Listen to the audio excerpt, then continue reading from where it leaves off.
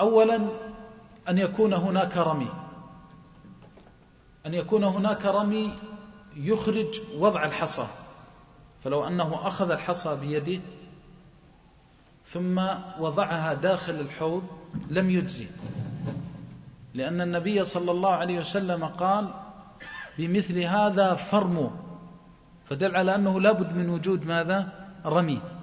فلو جاء ووضعها في الحوض، مثل بعضهم يأتي عند الحوض ويذرها ذرا ولا يرمي، ومن هنا اشترط العلماء أن يرفع يديه حتى يقع صورة ماذا؟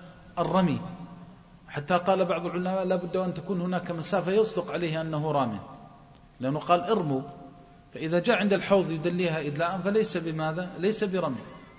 فينبغي أن يكون هناك رمي، أن تكون هناك نية أن يقصد الرمي. فالبعض ربما وضع يده هكذا فجاء شخص وضربه مع الزحام فانفلتت من يده، هذا غير مقصود بالرمي، إنما يكون قصد الرمي، أن تكون هناك نية وقصد للرمي، وأن يكون الرمي في داخل الحوض، فإذا كان خارج الحوض لم يجزيه.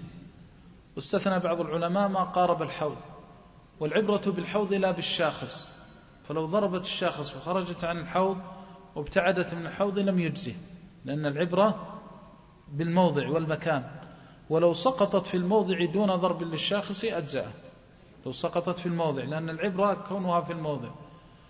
ورابعا أن يكون الرمي بما يعد بما هو معتبر للرمي كما ذكرنا، وهو الحصى، فلا يرمي بالطين ولا بالرمل ولا بالنحاس ولا بالنيكل، ولو أخذ خاتمه فأكمل به السبع لم يجزي، لأن الرمي بماذا؟ بالحصى. وقال بمثل هذا فرموا، فهذا تحديد وتعيين يدل على خصوصية الرمي بالحصى، وأن غير الحصى لا يجزي. ولو قل الحصى ولم يجد فأخذ حجرة وكسرها وانفجرت إلى حصى عديد أجزأه لأنه حصى. ولو كانت حصاة واحدة كسرها فخرجت منها أجزاء معتبرة، يعني يأتي منها القدر المعتبر ورمى بها أجزاء. نعم. متعاقبات ما يكون بينهم فاصل، فلا يرمي ثم يذهب يتغدى ثم يأتي ويكمل الرمي، هذا فاصل مؤثر لأنه من غير جنس العبادة. نعم.